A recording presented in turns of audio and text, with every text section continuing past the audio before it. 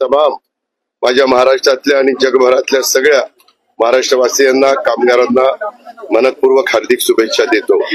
आजचा दिवस आपल्या दृष्टीने फार महत्वाचा आहे, कारण आजच्या दिवशी बरोबर 65 वर्षापूर्वी संयुक्त महाराष्ट्राचा मंगल कलश स्वर्गीय यशवंतराव चव्हाण साहेबांनी मुंबई, मराठवाडा, विदर्भ सहित सगळे त्या ठिकाणी आपल्याकडे आणला आणि तो मंगल कलश आणल्यानंतर काही त्याच्यामध्ये थोडस मराठवाड्याला उशीर झाला, कारण तुम्हाला माहिती आहे काय घटना घडलेली होती।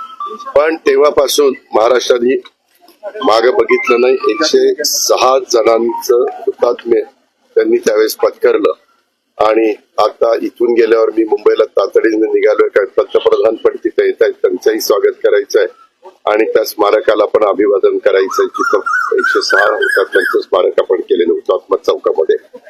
एकंदरीतच मंगल कलश आणल्यानंतर तेव्हापासून महाराष्ट्राने मागे वळून बघितलं नाही। अनेक मुख्यमंत्री चव्हाण साहेबांच्या पासून ते आता देवेंद्र फडणवीस साहेबांच्या पर्यंत या महाराष्ट्राला लाभले। प्रत्येकाने आपापल्या कारकिर्दीमध्ये चांगल्यात चांगलं काम करण्याचा त्या ठिकाणी प्रयत्न केला आणि शिवशाहू फुले आंबेडकरांची जी विचारधारा आहे त्याच विचारधारेने महाराष्ट्र पुढे नेत असतानाच आपण सगळ्यांनी पाहिलेलं आहे। आता देखील आम्ही त्याच रस्त्याने पुढे चाललेलो आहे। काही घटना घडल्या, त्याचा उल्लेख मी आत्ताच माझ्या भाषणामध्ये केला, परंतु अशा प्रकारच्या घटना घडू नये त्याकरता सातत्याने देश पातळीवर पण प्रयत्न चालू असतात, राज्य पातळीवर पण त्या ठिकाणी प्रयत्न चालू असतात। थोडीशी उन्हाची तीव्रता वाढलेली आहे, आमचा प्रयत्न आहे, त्याला कितपत यश येतं मला माहिती नाही, परंतु मी अनेकदा बघतो आत्ताच फक्त 8:30 वाजलेत किंवा 8:45 वाजलेत, परंतु परेडच्या निमित्तानं काही लोकांना भोवळ देखील येते। आता पण एका आमच्या भगिनीला आली, तर त्याच्याऐवजी 8च्या ऐवजी झेंडावंदन 7ला केलं तर आणखी उपयुक्त ठरेल। मी विनंती करणार आहे राज्याच्या प्रमुखांना काय की असं पुढच्या वेळेस पासून आपण करू, कारण मे महिन्यात तुम्हाला माहिती आहे उकाळा भरपूर असतो। आपल्या पुण्यापेक्षा विदर्भामध्ये तो जास्त असतो, मराठवाड्यात आपल्यापेक्षा टेम्परेचर जास्त असतं, त्याच्यामुळे या सगळ्याचा विचार आपल्याला साकल्याने करावा लागतो। त्याच्यावर तोही विचार करायचा आम्ही ठरवलेला आहे। एकंदरीत मध्ये ज्या घटना घडल्या त्याच्यातून ते कुणाच्याच बाबतीमध्ये घडू नये। आपल्यातले 6 जण त्यांना स्वतःचे प्राण गमवावे लागले, त्यांच्याही कुटुंबियांना परवाच्या कॅबिनेटमध्ये मला याची जाणीव आहे की त्या रकमेतनं काही गेलेली व्यक्ती येणार नाही, परंतु त्या फॅमिलीला त्याच्यातनं एक मदत व्हावी हाच राज्य सरकारचा दृष्टिकोन आणि तो तिथं जाहीर करण्यात आला। त्यांच्या घरातल्या कर्त्या व्यक्तीला नोकरी देण्याच्या बद्दलचा पण निर्णय आम्ही केलेला आहे।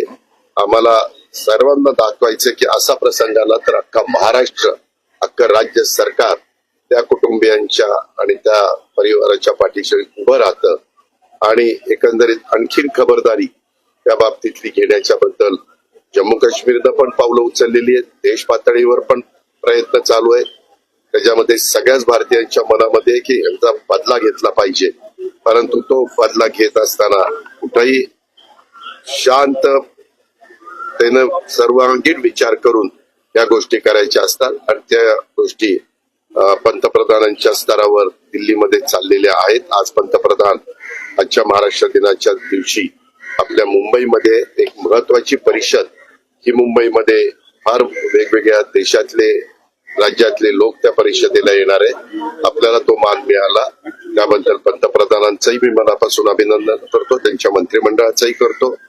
बरेच दिवस पत्रकार मित्रांनो तुम्हाला आठवत असेल जनगणना ही जात निहाय करावी अशा प्रकारची मागणी खूप जणांची होती आणि काय होतंय ते एकदा समजलं पाहिजे की बाबा नक्की कुठला घटक किती आहे, त्याच्यामुळं निर्णय घ्यायला, त्याला निधी द्यायला, त्याच्याबद्दलचं धोरण ठरवायला आणि एकंदरीतच मार्ग काढायला सोपं जातं।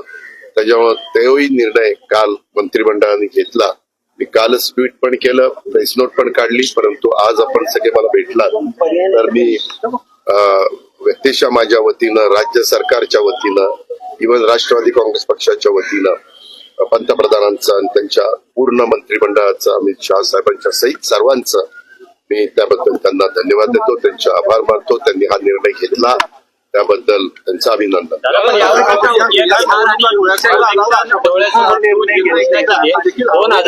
एक मिनिट, ही सातत्याची प्रक्रिया आहे, कुठल्या ना कुठल्या निवडणुका या येतच असतात। कुठलाही चांगला निर्णय घेतला की निवडणुका डोळ्यासमोर ठेवून घेतला, नाही घेतला घेतच नाहीत निर्णय, त्याला काही अर्थ नाहीये. यामध्ये लोकसभेच्या निवडणुका आता देशात नाहीयेत, त्या अजून 4.5 वर्षांनी आहेत. आणि विधानसभेच्या निवडणुका म्हणूनच मध्ये वन नेशन वन इलेक्शन, असं जसं वन नेशन वन टॅक्स हे आपण आणलं जीएसटीच्या निमित्तानं, तसं वन नेशन वन इलेक्शन हा प्रस्ताव पंतप्रधानांचा आहेच. मग तो त्या ठिकाणी मान्य करूया सगळे मिळून. त्याच्यामुळे ह्या ज्या काही गोष्टी आहेत, प्रत्येक कुठलंही काम झालं तर विरोधकांचं कामच असतं त्याला चांगलं म्हणायचंच नसतं. पूर्वी विरोधक दिलदार मनाचे होते, जसं त्यावेळेस आज वाजपेयी साहेब असते तर त्यांनी अभिनंदन केलं असतं. आज इतर पण काही मान्यवर विरोधक होऊन गेले, चंद्रशेखरजी असते किंवा मी सगळ्यांची नावं घेत नाही, परंतु तो मनाचा दिलदारपणा मोठेपणा दाखवला पाहिजे. धन्यवाद.